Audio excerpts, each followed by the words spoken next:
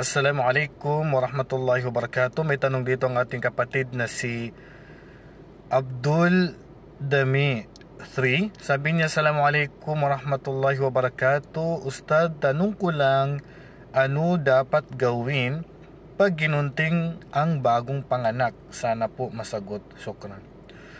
Okay, sunna ang gupitan ang bagong panganak. Kabilang ito sa kanyang akika na uubusin ang kanyang buhok. At kung ano po yung dami ng buhok niya na makukuha natin, ay i-estimate natin na katumbas nito ay kasing bigat po ng silver, din ipamigay po natin bilang kawang gawa po. Pamigay natin. Kumbaga, istansya mo na lang ng mga 1 gram, 2 grams ng silver, then yung presyo niya, pamigay mo bilang sadaka. Pero gagawin ito, siyempre, soon na ito na gagawin sa ika-7 araw mula nung ipinanganak mong bata.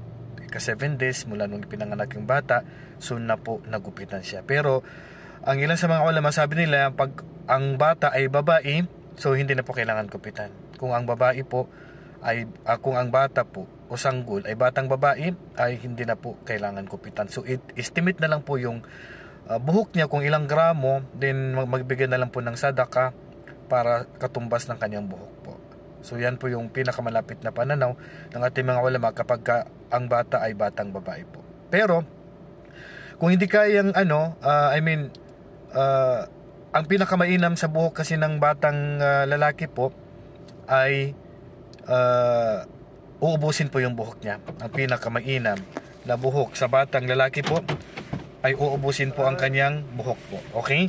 So yun po pinakamainam. Kung kaya natin, halimbawa, expert ka sa paggamit ng blade, halimbawa, blade yung gagamitin, so kung kaya natin ubusin yung buhok ng bata, yung mga expert po yung dapat nagagawa nun. So, uubusin natin ang buhok ng batang lalaki at yung po pinakamainam po para sa kanya at gagawin natin ito sa ika-7 araw po ng kanyang kapanganakan.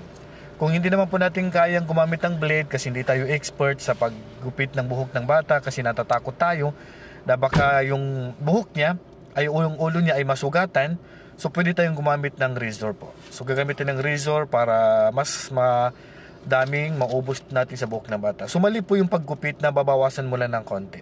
Mali po yung paraan na yun, nagugupitan mo, nababawasan mo lang ng konti ang buhok ng bata. Yung konti dito, tapos ilalagay pa sa mantika, which is bid'a po yun. So, pinakamainam is blade. Kayang ubusin ang buhok ng batang lalaki na blade, yun pinakamainam. Pag wala is razor, kung takot ka na baka masugatan yung ulo niya. Then, anong gagawin sa buhok? Itapon natin ang buhok niya. Wala na pong mga ritual na dapat na gawin doon sa buhok ng bata. Itapon natin, ilibing natin, yun pong gagawin natin sa kanyang buhok.